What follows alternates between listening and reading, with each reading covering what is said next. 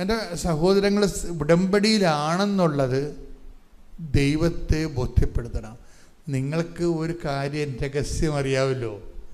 കാര്യം, നിങ്ങൾ എഴുതി വച്ചേക്കുന്ന കാര്യങ്ങളൊന്നും ദൈവത്തിന് ഒരു സെക്കൻഡ് ടൈമേ ഉള്ളൂ ഇതിനാവശ്യം. വാരിക്കെട്ടെടുത്ത് ഇത്തരം വിഷയത്തിൻ്റെ ഒരു കാര്യം ദൈവം ഒന്ന് മനസ്സിൽ വെച്ചാൽ മതി. ആ സെക്കൻഡിന് ഇതെല്ലാം പിക്ചർ മൊത്തം മാറും. പക്ഷെ എൻ്റെ മക്കളെ ദൈവം മനസ്സിൽ വെപ്പിക്കണം നിങ്ങൾ. ഇപ്പം ഇന്ന് വെളുപ്പിനെ ഉണ്ടല്ലോ, വെളുപ്പിനെ ഞാൻ ബൈബിൾ എടുത്തപ്പോൾ എനിക്ക് കിട്ടിയ വചനം നിങ്ങളെ പ്രതിയാണ് ഞാൻ പ്രാർത്ഥിച്ചതെന്ന് ഓർക്കണം. അപ്പോൾ പറയണം, ഈ എബ്രഹാം പറഞ്ഞൊരു കാര്യമാണ്, നിങ്ങൾ റബ്ബേക്ക് ഇസഹാക്കിന് വേണ്ടി ഒരു വൈഫിനെ കണ്ടെത്താൻ വേണ്ടി എബ്രഹാം ദൂതനെ വിടണ ഭാഗമാണ്. അപ്പോൾ എബ്രഹാത്തിനോട് ദൂതൻ ഉടമ്പടി ചെയ്യും. എബ്രഹാം ദൂതനോട് ഉടമ്പടി ചെയ്യും. എന്തിനാണ്? ഈ വൈഫിനെ കണ്ടെത്താൻ വേണ്ടിയുള്ള ടേംസ് ആൻഡ് കണ്ടീഷൻസ് പറയും. അപ്പോൾ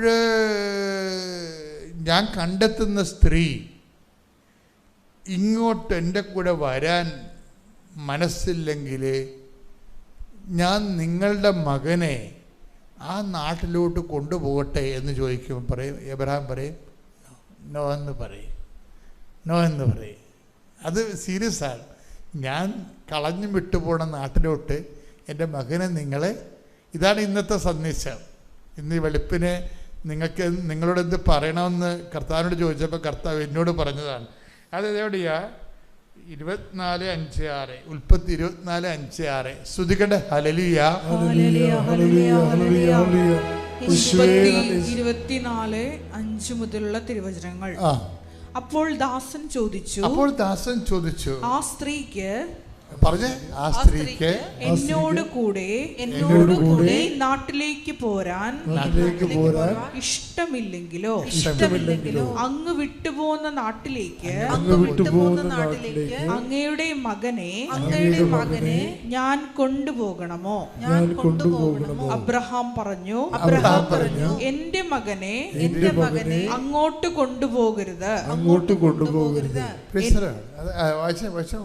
എന്റെ പിതാവിന്റെ വീട്ടിൽ നിന്നും ചാർച്ചക്കാരിൽ നിന്നും എന്നെ പുറത്തു കൊണ്ടുവന്നവനും എന്നോട് സംസാരിച്ചവനും നിന്റെ സന്തതികൾക്ക് ഈ ഭൂമി ഞാൻ തരുമെന്ന് വാഗ്ദാനം ചെയ്തവനുമായ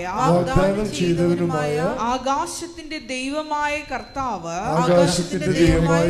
തന്റെ ദൂതനെ നിനക്ക് മുമ്പേ അയക്കും. നീ അവിടെ നിന്ന് എന്റെ മകന് ഒരു ഭാര്യയെ കണ്ടെത്തുകയും ചെയ്യും.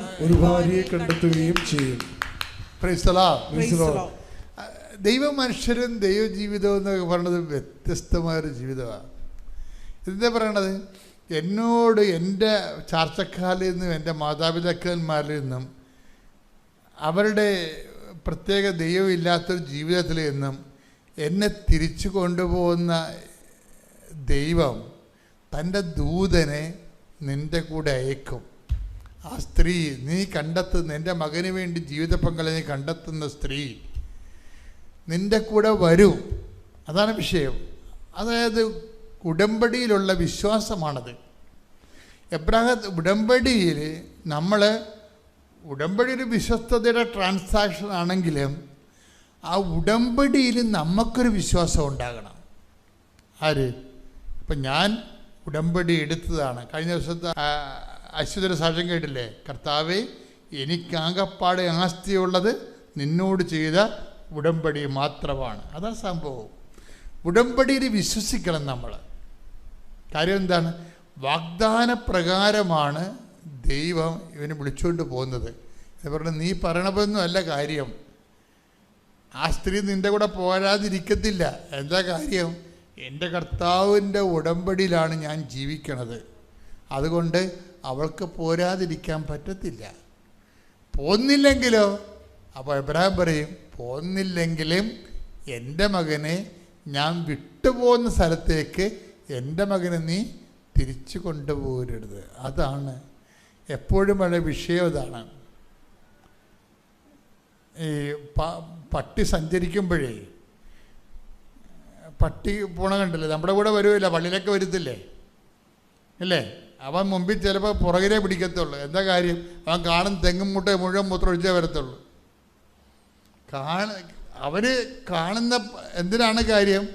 ഈ വീട്ടുകാരൻ നഷ്ടപ്പെട്ടാലും അതിൻ്റെ മൂത്രത്തിന് മണം പിടിച്ച് അവൻ്റെ വീട്ടിൽ പോകണം. പട്ടിക്ക് വളരെ കാൽക്കുലേഷനുണ്ട്. അതുകൊണ്ടാണ് കാണുന്നിടത്ത് എല്ലാം കാല് പൊക്കി മൂത്രമൊഴിച്ചുകൊണ്ട് പോകണത്. ഈ കാല് പൊക്കി മൂത്രമൊഴിക്കണ പട്ടികളെപ്പോലെ ആയിരിക്കരുത് ഉടമ്പടി. തിരിച്ചു പോകണമെന്ന് വിചാരിക്കരുത്. It's very serious thing. എന്ന് വെച്ചാൽ നമ്മൾ ഉടമ്പടി കഴിയുമ്പോൾ നമ്മൾ വിട്ടുപോകുന്ന പലരുടെയും കുഴപ്പങ്ങൾ അതാണ്. അത് വെച്ച് കഴിഞ്ഞാൽ നിങ്ങൾ 90 ദിവസം മാത്രമല്ലേ ഉള്ളൂ, 90 ദിവസം കഴിയുമ്പോൾ പിന്നെ 5:30 എഴുന്നേക്കേണ്ട കാര്യമില്ലല്ല. അതാണ് സംഭവം.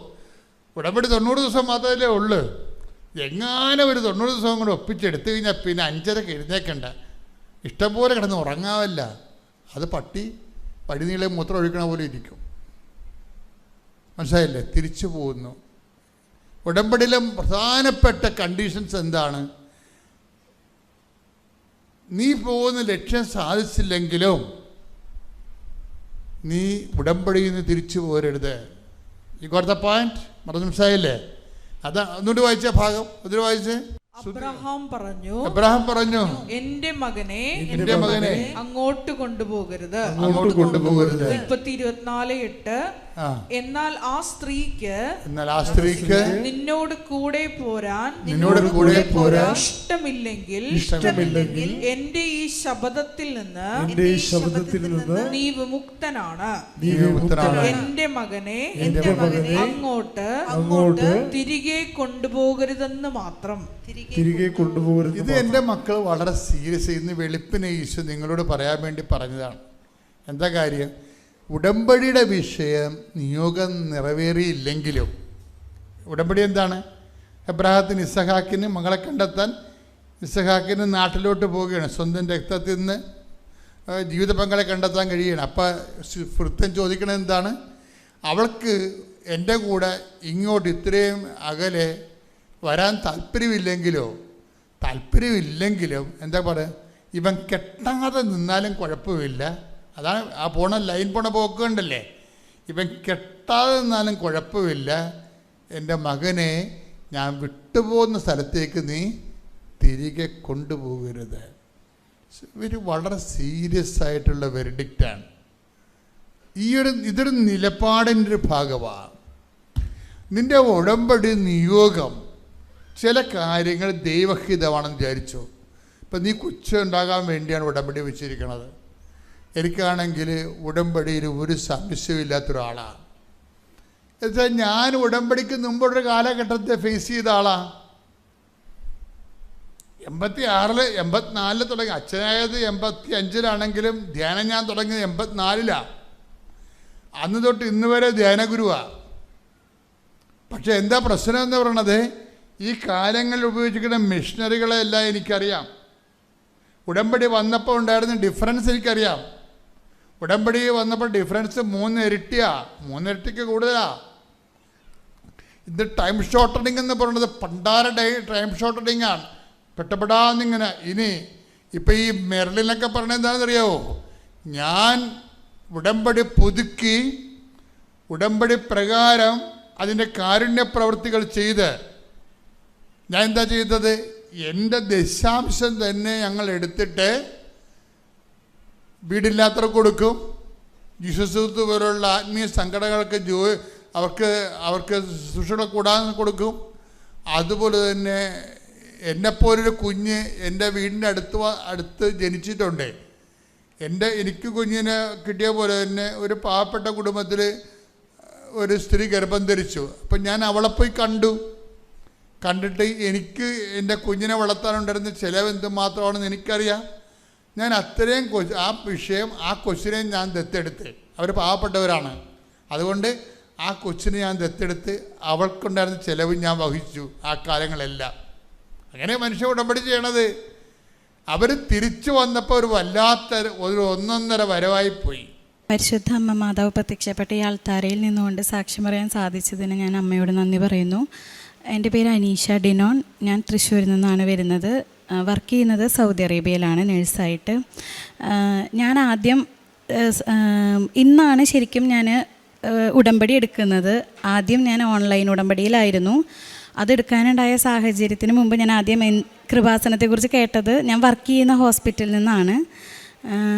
എനിക്ക് 4 വർഷമായിട്ട് കുഞ്ഞുങ്ങളില്ലാതെ, ഹസ്ബൻഡ് പുറത്തായിരുന്നു. പക്ഷെ ഞങ്ങൾ വെക്കേഷന് വരുമ്പോഴൊക്കെ ഒരു കുഞ്ഞിന് വേണ്ടി ശ്രമിച്ചായിരുന്നു, പക്ഷേ കിട്ടിയില്ല. പിന്നെ അവസാനം ഞങ്ങൾ തീരുമാനിച്ചു ഒരുമിച്ച് സൗദിയിൽ സെറ്റിലാവാം, എന്നിട്ടൊരു കുഞ്ഞിന് വേണ്ടി ട്രൈ ചെയ്യാമെന്ന്.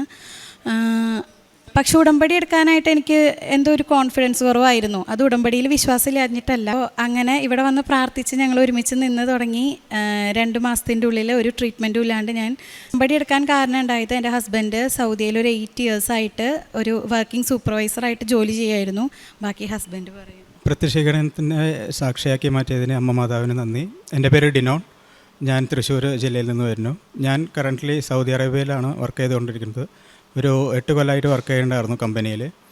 ആ കമ്പനിയിൽ മാനേജറുമായിട്ട് ഒരു ചെറിയൊരു പ്രശ്നം ഉണ്ടാവുകയും ആ മാനേജർ, അതായത് ഗ്രൂപ്പിസം, നെപ്പോട്ടിസം, അതിൻ്റെ ഭാഗമായിട്ട് അവരുടെ ഫാമിലി തമ്മിൽ തന്നെ സപ്പോർട്ട് ചെയ്യുകയും ബാക്കിയുള്ള വർക്കേഴ്സിനെ, അതായത് എക്സ്പീരിയൻസ് കൂടുതലുള്ളവരെ ഡിസ്ക്രിമിനേറ്റ് ചെയ്യുകയും എക്സ്പീരിയൻസ് കുറവുള്ള അവരുടെ ബന്ധത്തിൽപ്പെട്ടവരുള്ള ആൾക്കാർക്ക് മാത്രം സാലറി ഇൻക്രിമെൻറ്റ്, ഹൈക്കിങ്, പിന്നെ അതുപോലുള്ള ആനുകൂല്യങ്ങൾ കൊടുക്കുകയും ചെയ്തു. അത് ഞാൻ ചോദ്യം ചെയ്തു. 8 കൊല്ലമായിട്ട് വേറെ കംപ്ലൈൻറ്റുകളൊന്നും ഉണ്ടായിരുന്നില്ല.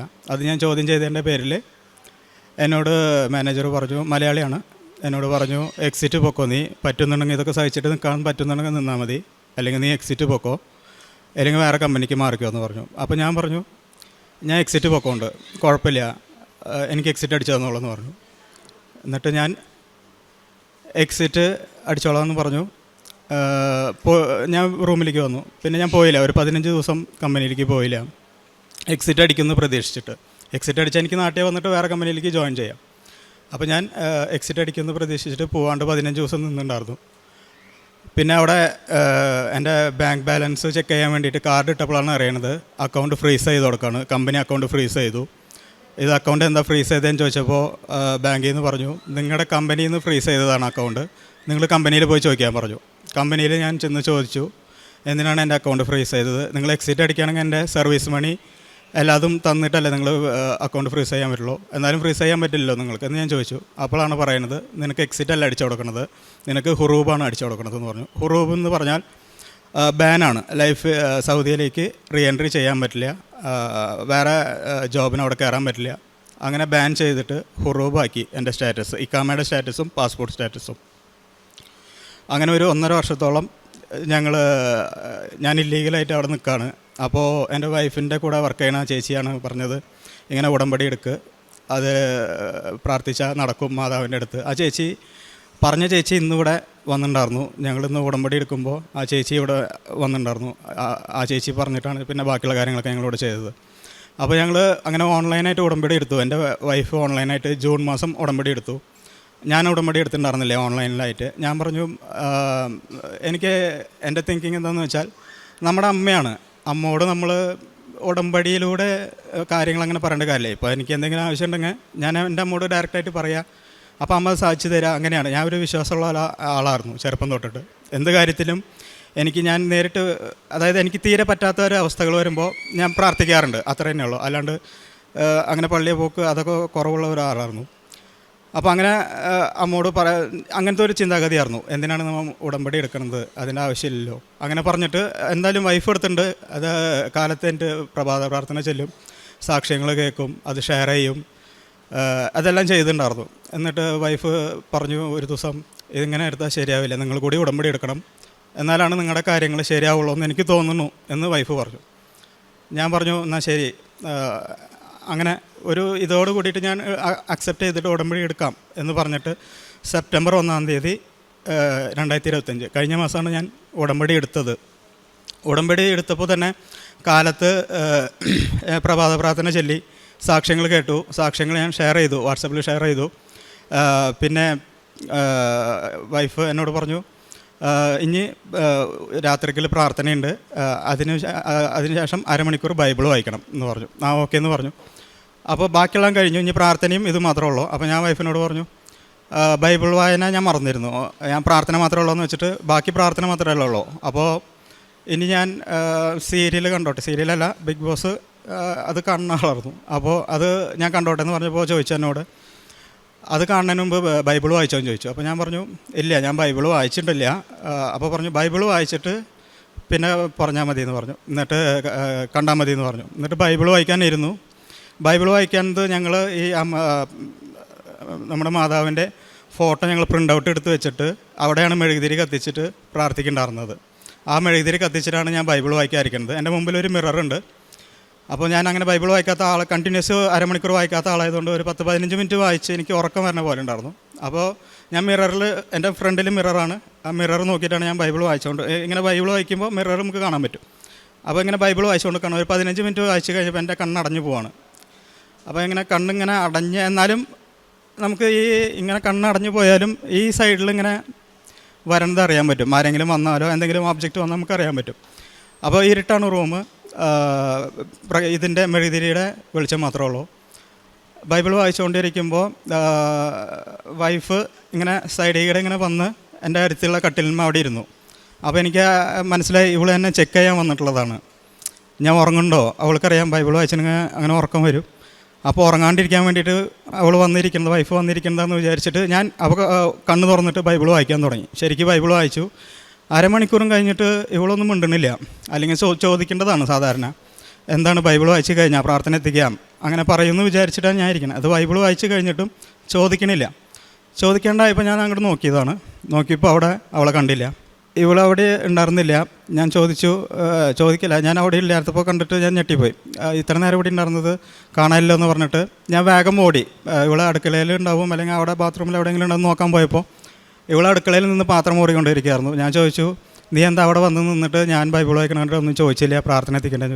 അതിന് ഞാനൊന്നും വന്നില്ലല്ലോ, ഞാൻ വന്നിട്ടേ ഇല്ല അവിടെ ഇരിക്കാൻ, അവിടെ വന്നിട്ടുമില്ല ഇരുന്നിട്ടുമില്ല ഒന്നും അങ്ങനെ പറഞ്ഞു. അപ്പോൾ ഞാൻ അവളെ വിളിച്ചുകൊണ്ട് പോയി കാണിച്ചു, ഇതേ വന്നു, നീ ഇവിടെ അല്ലായിരുന്നേ, കട്ടിലിൻ്റെ ഈ സ്ഥലത്തല്ലേ ഇരുന്നതെന്ന് പറഞ്ഞപ്പോൾ ഞാൻ വന്നിട്ടില്ല, സത്യമായിട്ടും വന്നിട്ടില്ല. അപ്പോൾ എനിക്ക് എന്താ ചെയ്യേണ്ടതെന്ന് അറിയില്ല. എനിക്കൊരു പേടി പോലെ വന്നു, ഒരു തണവ് പോലെയൊക്കെ തോന്നി. അപ്പോൾ ഞാൻ ചോദിച്ചു, മാതാവേ ഉടമ്പടി എടുത്ത് അന്ന് തന്നെ നീനാണോ അത് വന്നത്? ഞാൻ ചോദിച്ച വശം ഞങ്ങളുടെ AC സൈഡിൽ വൈഫിൻ്റെയും മകൻ്റെയും ഒരു ഫോട്ടോ വെച്ചിട്ടുണ്ട്. അത് 2 കൊല്ലമായിട്ട് അനങ്ങാണ്ടിരിക്കുന്ന ഫോട്ടോയാണ്. ഞാനിത് ചോദിച്ചു, മാതാവേ നീയാണോ വന്നതെന്ന്, ആദ്യത്തെ ദിവസമായിട്ട് ഉടമ്പടി എടുത്ത് അന്ന് നീനാണോ വന്നതെന്ന് ചോദിച്ച വശം ആ ഫോട്ടോ വീണു. ഫോട്ടോ വീണതോട് കൂടിയിട്ട് എനിക്ക് പേടിയോട് കൂടി ഒരു ഇത് അങ്ങനെ ആയിപ്പോയി, ഒരു വിശ്വാസം വരികയും ചെയ്തു. അതാണ് അന്ന് ഉടമ്പടി എടുത്ത ആദ്യത്തെ ദിവസം തന്നെ അങ്ങനെ ആയതുകൊണ്ട് പിന്നെ തൊട്ട് ഞാൻ ബൈബിൾ വായിക്കൽ അരമണിക്കൂറല്ല അതിൽ കൂടുതലാക്കി, അങ്ങനെ പ്രാർത്ഥിച്ചുകൊണ്ട് നിൽക്കുക. പിന്നെ ഇവളുടെ ഉടമ്പടി, വൈഫിൻ്റെ ഉടമ്പടി കഴിയാറായി, 3 മാസം കഴിയാറായി. അതായത് സെപ്റ്റംബർ 22-ാം തീയതിയാണ് കഴിയണത്. അപ്പോൾ സെപ്റ്റംബർ 16-ാം തീയതി ഇവൾ പറയണം എന്നോട്, 22-ാം തീയതി ഞാൻ എൻ്റെ ഉടമ്പടി അവസാനിക്കുകയാണ്. അപ്പോൾ ഞാൻ പറഞ്ഞു, നീ ടെൻഷൻ അടിക്കണ്ട, ഈ പ്രപഞ്ചത്തെ സൃഷ്ടിക്കാനും നശിപ്പിക്കാനും ഒരു സെക്കൻഡ് പോലും ആവശ്യമില്ലാത്ത അവർക്ക് എല്ലാം സാധ്യമാണ്. ഈ നിയമങ്ങൾ മാറ്റാനും മറയ്ക്കാനൊക്കെ അവർക്ക് പറ്റും, നീ പേടിക്കേണ്ടെന്ന് പറഞ്ഞു. 16-ാം തീയതി 18-ാം തീയതി കാലത്ത് ഒരു മെസ്സേജ് വരാണ്. ഇവളുടെ ഹെഡ് നേഴ്സ് കല ഇവൾക്ക് മെസ്സേജ് അയച്ചത്, ഇങ്ങനെ ഹുറൂബുള്ളവർക്കെല്ലാം ഹുറൂബ് സ്റ്റാറ്റസ് ചേഞ്ച് ചെയ്യാൻ പറ്റുന്നുണ്ടെന്ന് പറഞ്ഞിട്ട്. എന്നിട്ട് അത് ചെക്ക് ചെയ്യാൻ പറഞ്ഞു. 18-ാം തീയതി ഞങ്ങൾ പോയി ചെക്ക് ചെയ്തു. ചെക്ക് ചെയ്യാൻ ഓഫീസിൽ പോയപ്പോൾ ഒരു ചേച്ചിയുടെ കയ്യിൽ നിന്ന് കുറച്ച് ഉപ്പ് മേടിച്ചിട്ടുണ്ടായിരുന്നു, വെഞ്ചരിച്ച ഉപ്പ്, മാതാവിൻ്റെ വെഞ്ചരിച്ച ഉപ്പ് തന്നിട്ടുണ്ടായിരുന്നു. ആ വെഞ്ചരിച്ച ഉപ്പ് അവിടെ കൊണ്ടുപോയി കയ്യിൽ വെച്ചിട്ടുണ്ടായിരുന്നു, വെച്ചില്ല. എന്നിട്ട് ഞാൻ ചോദിച്ചപ്പോൾ ആ സൗദി പറഞ്ഞു, ഇപ്പോൾ കാലത്തോട്ട് ഫയലൊന്നും ഓപ്പൺ ആവണില്ല, നിങ്ങൾ വെയിറ്റ് ചെക്ക് ചെയ്യാം എന്ന് പറഞ്ഞു. അപ്പോൾ അത് പറഞ്ഞു കഴിഞ്ഞപ്പോൾ എനിക്ക് ആകെ ഡിപ്രഷനായി. ഞാൻ എൻ്റെ കയ്യിലുള്ള ഉപ്പ് ആ മേശമ വെച്ചിട്ട് മാതാവിനോട് പറഞ്ഞു, ചെയ്യുകയാണെങ്കിൽ എന്തെങ്കിലും ഇപ്പോൾ ചെയ്തു തരണം എന്ന് പറഞ്ഞിട്ട് ഞാൻ ആ ഉപ്പ് അവിടെ വെച്ചിട്ട് അരമണിക്കൂർ വെയിറ്റ് ചെയ്യാൻ പറഞ്ഞിട്ട് അവിടെ പോയിട്ട് ഇരുന്നു. ഞങ്ങൾ വിശ്വാസപ്രമാണം ചൊല്ലിയിട്ട് അവിടെ ഇരിക്കുകയാണ് ഞാനും വൈഫും. അരമണിക്കൂറായില്ല, അതിനു മുമ്പ് വിളിച്ചു, ആ സൗദി വിളിച്ചിട്ട്, ഡിനോൺ ആക്സസ് ആവുന്നുണ്ട്, നിങ്ങളുടെ അക്കൗണ്ട് ചേഞ്ച് ചെയ്യാൻ പറ്റും, 80% ഇപ്പോൾ ചേഞ്ച് ചെയ്തു, ഇനി 20% കൂടി ചേഞ്ച് ചെയ്യുള്ളൂ, 20% ചേഞ്ച് ചെയ്യണമെന്നുണ്ടെങ്കിൽ നിങ്ങൾക്കൊരു സ്പോൺസറിന് കിട്ടണം, ഇമ്മീഡിയറ്റ് സ്പോൺസർ എന്ന് പറഞ്ഞു. അപ്പോൾ ഞങ്ങൾക്ക് ഒരു ചേട്ടൻ പറഞ്ഞിട്ടുണ്ടായിരുന്നു, ആളുടെ കമ്പനിയിൽ ഒരു സ്പോൺസറുണ്ട്, ആൾ വെച്ചിട്ട് നമുക്ക് ചേഞ്ച് ചെയ്യാമെന്ന്.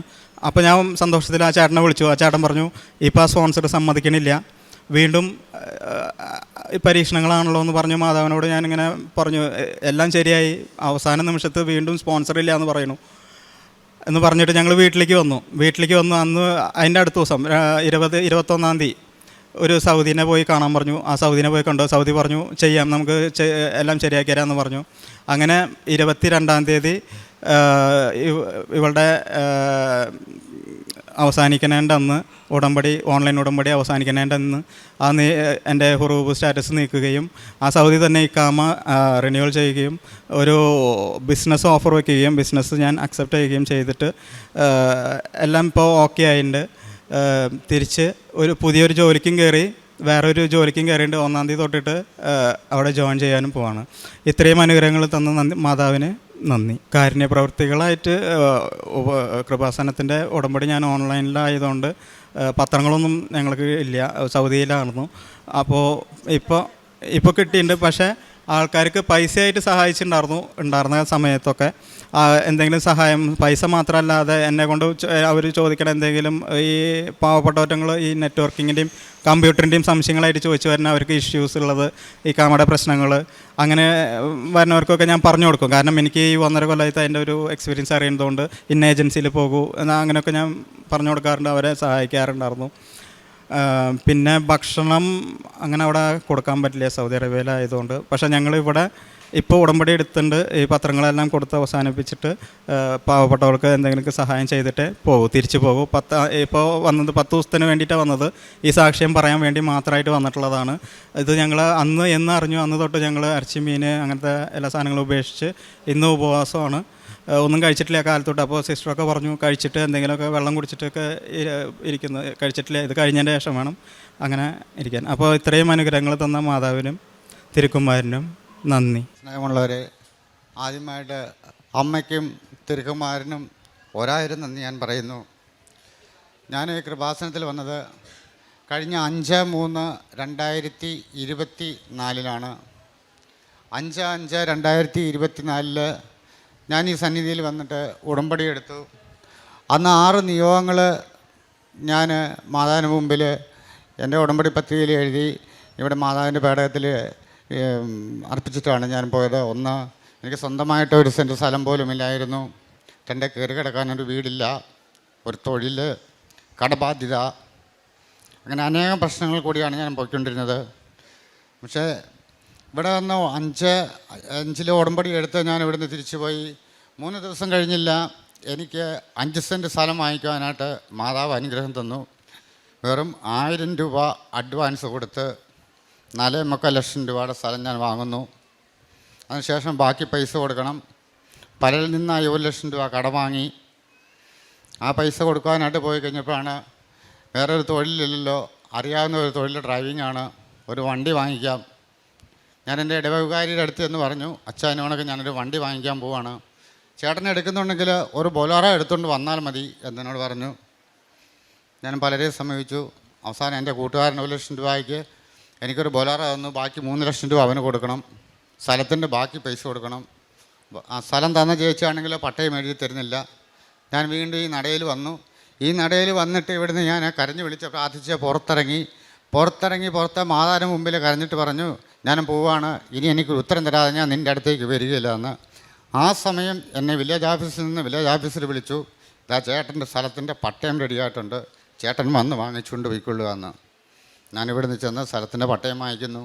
എന്നെക്കുറിച്ചോ എൻ്റെ ജീവിത പങ്കാളിയെക്കുറിച്ചോ എൻ്റെ ഫാമിലിയെക്കുറിച്ചോ യാതൊരു അറിവുമില്ലാത്ത അമേരിക്കയിൽ നിന്നുള്ള കുറച്ച് സിസ്റ്റർമാരും ഒരു വൈദികനും എന്നെ തേടി പിടിച്ച് ഞാൻ താമസിക്കുന്ന എൻ്റെ വീട്ടിൽ വരുന്നു. എനിക്കൊരു ഭവനം, ചേട്ടാ, ഇന്ത്യയിൽ ആകപ്പാടെ 15 പേരൊക്കെ ഒരു ഭവനമുള്ളൂ. അതിൽ നിന്ന് ഞങ്ങൾ പ്രാർത്ഥിച്ചതിൽ ചേട്ടൻ്റെ പേരാണ് കിട്ടിയിരിക്കുന്നത്. അതുകൊണ്ട് ചേട്ടനൊരു വീട് വെച്ച് തരാൻ ഞങ്ങൾ ആഗ്രഹിക്കുകയാണെന്ന് പറഞ്ഞു. 20 ലക്ഷം രൂപ മുടക്കി എനിക്ക് അവരൊരു വീടും വെച്ച് തന്നു. കഴിഞ്ഞ വെള്ളിയാഴ്ച ആ വീട് വെഞ്ചരിച്ചു. താക്കോൽ എനിക്ക് കൈമാറി. ആ വീടിൻ്റെ താക്കോലാണിത്. അതുപോലെ വണ്ടി ആഴ്ചയിൽ 2 ദിവസം ഞാൻ ഈ മാതാവിൻ്റെ നടക്കൽ എൻ്റെ വണ്ടിയിൽ ആളുകളുമായിട്ട് വരുന്നുണ്ട്. വെറും 7 പേരെ ഉള്ളൂ എങ്കിലും 172 കിലോമീറ്റർ 1 സൈഡ് ഓടി ഇവിടെ എത്തണം. ആഴ്ചയിൽ 2 ദിവസം ഞാൻ ഈ നടയിൽ വരുന്നുണ്ട്. കഴിഞ്ഞ ദിവസം ഇവിടെ വന്നു, വ്യാഴാഴ്ച ഇവിടെ നിന്ന് തിരിച്ചു പോന്നു. തിരിച്ചു പോകുന്ന വഴിക്ക് നിങ്ങൾക്കറിയാമോ എന്നറിയില്ല, മുണ്ടക്കയത്തിൻ്റെ മേളിൽ മുറിഞ്ഞുപുഴയിൽ വഴിയിൽ 5 ആന നിൽക്കുകയാണ്. 5 ആന. ഞാൻ ടേണിങ് തിരിഞ്ഞ് ഞാൻ കയറി ചെല്ലുന്നു. 5 ആന, 2 ആന നേരെ പുറം തിരിഞ്ഞു. ഞാൻ മാതാവേ എന്നൊന്ന് വിളിച്ചു. ഞാൻ കാല് കൊടുത്തു. എൻ്റെ വണ്ടി പാസ് ചെയ്ത് പോയി. മുകളിൽ നിന്ന് ഇറങ്ങി വന്ന വണ്ടിക്കാരോട് ഞാൻ പറഞ്ഞു, ഒരു കാരണവശാലും നിങ്ങൾ ഇറങ്ങി പോരുത്, ആന വഴിയിലുണ്ട്. ചേട്ടാ ഒരിക്കലും അവിടെ ആന ഇല്ലാത്തതാണെന്ന് പറഞ്ഞു. ശരിയാണ്, എൻ്റെ ഈ 53 വയസ്സിനിടയ്ക്ക് ഞാൻ ഒരിക്കലും മുറിഞ്ഞുപുഴയിൽ ഞാൻ ആനയെ കണ്ടിട്ടില്ല. പക്ഷെ ഞാൻ കണ്ടു, എൻ്റെ കൂടെ ഉണ്ടായിരുന്നവരും കണ്ടു, അവരും രക്ഷപ്പെട്ടു. അമ്മ മാതാവിൻ്റെ ഒറ്റ കൃപ കൊണ്ട് മാത്രമാണ് ഞങ്ങൾ അന്ന് രക്ഷപ്പെട്ടത് ഞാൻ വിശ്വസിക്കുന്നു. ഇന്നലെ വൈകിട്ട് ഞാൻ വീണ്ടും വണ്ടിയെടുത്തു. ഇന്ന് വെളുപ്പിന് 5 മണിക്ക്, കൃത്യം 5 മണിക്ക് ഞാൻ ഇവിടെ എത്തി. എൻ്റെ കൂടെ അനേകായിരം ആളുകൾ ഇവിടെ ഇപ്പോൾ വരുന്നുണ്ട്. ഇപ്പോൾ ഇന്ന് ഉടമ്പടി എടുക്കുന്നവരുണ്ട്. പിന്നെ പ്രേക്ഷിത പ്രവർത്തനം ഞാൻ പത്രം കൊടുക്കുന്നുണ്ട്. എൻ്റെ വീടിനടുത്ത് ആകാശപ്പറവ എന്ന് പറഞ്ഞ കുറച്ച് വൃദ്ധജനങ്ങൾ താമസിക്കുന്നുണ്ട്. അവർക്ക് എന്നാൽ കഴിയാവുന്ന സഹായങ്ങൾ ഞാൻ ചെയ്യുന്നുണ്ട്. കുമ്പസാരം കുർബാന മാസത്തിൽ 2 ദിവസമുണ്ട്. എൻ്റെ ഇടവകപ്പള്ളിയിൽ കൈക്കാരനായിട്ട് പുതിയതായിട്ട് ഞാനിപ്പോൾ കയറി. എനിക്ക് അനേകരെ സഹായിക്കാൻ, അനേകരെ എനിക്ക് എൻ്റെ ഈ അമ്മയുടെ നടയിൽ കൊണ്ടുവരാനായിട്ട് സാധിക്കുന്നുണ്ട്. അതാണ് എനിക്കിവിടെ വന്ന ഉടമ്പടി എടുത്തതിൽ ലഭിച്ച ഏറ്റവും വലിയൊരു സൗഭാഗ്യം എന്ന് പറയുന്നത്. കാരണം ആഴ്ചയിൽ ഒരിക്കൽ വരാൻ പറ്റി, അല്ല 2 പ്രാവശ്യം വരാൻ പറ്റി. എൻ്റെ സ്വഭാവം വളരെ മോശമായിരുന്നു. അര ലിറ്റർ മദ്യം ഒരു ദിവസം എനിക്ക് തികയത്തില്ലായിരുന്നു. ഒറ്റയ്ക്ക് ഒരു ദിവസം 1/2 ലിറ്റർ മദ്യം. ആ മദ്യപാനം നിർത്തി, ബാക്കി ദുസ്വഭാവങ്ങളെല്ലാം നിർത്തി സന്തോഷവും സമാധാനമായിട്ട് പോകുന്നു. 7 മണിക്ക് കുടുംബ പ്രാർത്ഥന, രാവിലെ 5 മണിക്ക് എണീക്കും, പ്രാർത്ഥന ചെല്ലും. 5:30 മാതാവിനോടുള്ള പ്രാർത്ഥനകൾ ചെല്ലും.